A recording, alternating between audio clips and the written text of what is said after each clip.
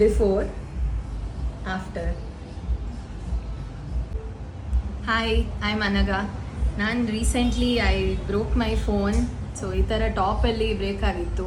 My face I D was not working, front camera ಪ್ರಾಪರಾಗಿ ಬರ್ತಾ ಇರಲಿಲ್ಲ. I went to the Imagine store and they said 35,000 ಆಗುತ್ತೆ ಅಂತ. I was clueless, ಏನು ಮಾಡಬೇಕು ಗೊತ್ತಾಗಿಲ್ಲ. Then I reached out to Fixer Baba on Instagram.